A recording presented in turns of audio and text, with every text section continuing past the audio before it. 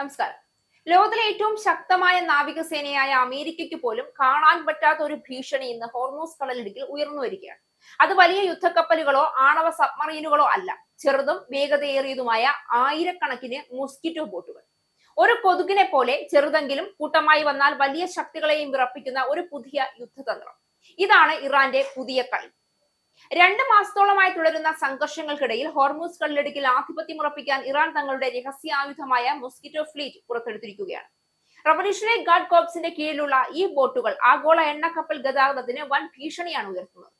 എന്താണ് ഈ mosquito fleet? ചെറിയ വലിപ്പമുള്ളതും എന്നാൽ അസാമാന്യ വേഗതയുള്ളതുമായ ബോട്ടുകളുടെ കൂട്ടമാണ്. ഇതിന്റെ പ്രത്യേകതകൾ അതിശയകരമാണ്. ഇവയിൽ ചില ബോട്ടുകൾക്ക് മണിക്കൂറിൽ ഏകദേശം 185 കിലോമീറ്റർ വേഗതയിൽ സഞ്ചരിക്കാൻ കഴിയും. വിനോദയാത്രയ്ക്കുള്ള ബോട്ടുകളെ പോലും പരിഷ്കരിച്ച് അതിൽ റോക്കറ്റ് പ്രൊപ്പൽസ് ഗ്രനേഡുകൾ, മെഷീൻ ഗണ്ണുകൾ എന്നിവ ഘടിപ്പിച്ചിരിക്കുന്നു. കൂടാതെ ചെറിയ അന്തർവാഹിനികളും ഡ്രോണുകളും ഈ വ്യൂഹത്തിന്റെ ഭാഗമാണ്.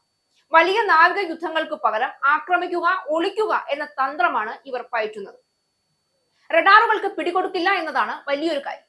വലിപ്പം കുറവായതിനാൽ ഉപഗ്രഹ സംവിധാനങ്ങൾക്കോ റഡാറുകൾക്കോ ഇവയെ എളുപ്പത്തിൽ കണ്ടെത്താനാവില്ല. ഇറാന്റെ തീരപ്രദേശത്തെ പാറക്കെട്ടുകൾക്കിടയിലുള്ള ഗുഹകളിലാണ് ഈ ബോട്ടുകൾ സൂക്ഷിച്ചിരിക്കുന്നത്. 10ഓളം രഹസ്യ താവളങ്ങളിൽ നിന്നായി മിനിറ്റുകൾക്കുള്ളിൽ ഇവയെ വിന്യസിക്കാൻ ഇറാന് സാധിക്കും.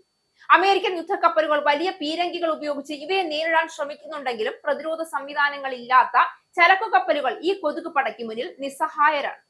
ഇതൊരു സാധാരണ സൈനിക വികസനമല്ല, ഇത് യുദ്ധത്തിന്റെ സ്വഭാവം തന്നെ മാറ്റുന്ന ഒരു പുതിയ സൂചനയാണ്.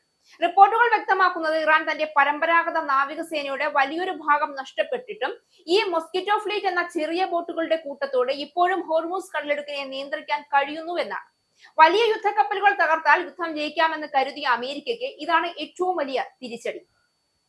ഇവ സാധാരണ ബോട്ടുകളല്ല, അതിവേഗം സഞ്ചരിക്കാൻ കഴിവുള്ള മിസൈലുകളും സ്ഫോടക വസ്തുക്കളും കയറ്റിയ ഒറ്റയ്ക്കല്ല കൂട്ടമായി ആക്രമിക്കുന്ന ബോട്ടുകൾ.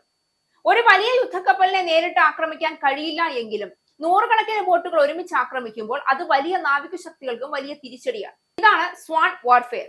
സംഖ്യയുടെ ശക്തി ഉപയോഗിച്ച് വലിയ ശക്തികളെ തളർത്തുന്ന രീതി. ഹോർമൂസ് കടലിടുക്ക് ഒരു സാധാരണ സമുദ്രപാതയല്ല. ലോകത്തെ എണ്ണ വിതരണത്തിന്റെ ഏകദേശം 20% ഇവിടെ കൂടിയാണ് കടന്നു പോകുന്നത്. ഇവിടെ ഒരു ചെറിയ തടസ്സം പോലും ആഗോള സമ്പദ് വ്യവസ്ഥയെ പിടിച്ചു കുലുക്കും. അതുകൊണ്ട് തന്നെ ഇറാൻ ഈ പ്രദേശത്തെ കിൽ സോൺ ആക്കി മാറ്റാൻ ശ്രമിക്കുകയാണെന്ന വിലയിരുത്തലുകൾ ഉയരുന്നു. ഇതിൽ ഏറ്റവും ഭയപ്പെടുത്തുന്ന ഒരു കാര്യം ഇത് കണ്ടെത്താനും നശിപ്പിക്കാനും അത്ര എളുപ്പമല്ല എന്നുള്ളതാണ്. വലിയ കപ്പലുകൾ പോലെ റഡാറിൽ വ്യക്തമായി കാണാൻ കഴിയില്ല. ചെറിയ ബോട്ടുകൾ പലപ്പോഴും സാധാരണ മത്സ്യബന്ധന വള്ളങ്ങളുമായി കലർന്നു പോകും. അതിനാൽ യുദ്ധഭൂമിയും സാധാരണ ജീവിതവും തമ്മിലുള്ള അതിർത്തി ഇവിടെ മങ്ങിയിരിക്കുന്നു. ഇതൊരു പുതിയ യുദ്ധരീതിയുടെ തുടക്കമാണ്.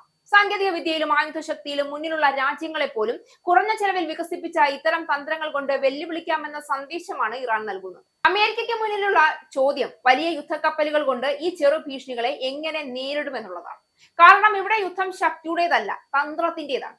ഇന്നത്തെ ഹോർമൂസ് ഒരു മുന്നറിയിപ്പാണ്. നാളെയുടെ യുദ്ധങ്ങൾ ഇനി വലിയ ബോംബുകളുടെയും കപ്പലുകളുടെയും മാത്രമായിരിക്കില്ല. ചെറുതും കാണാനാകാത്തതുമായ പക്ഷെ കൃത്യമായ ആക്രമണങ്ങളായിരിക്കും ലോകത്തെ പിടിച്ചുകൊലുക്കുക. ഒരു കൊതുക് ചെറുതാണ്, പക്ഷേ കൂട്ടമായി വന്നാൽ ഉറങ്ങാൻ പോലും അനുവദിക്കില്ല. ഇന്നത്തെ ലോക രാഷ്ട്രീയത്തിൽ ആ മോസ്കിറ്റോ ഫ്ലീറ്റ് അതേ സന്ദേശമാണ് നൽകുന്നത്. വലിയ ശക്തികൾക്കും ഇനി ഉറക്കം കിട്ടില്ല.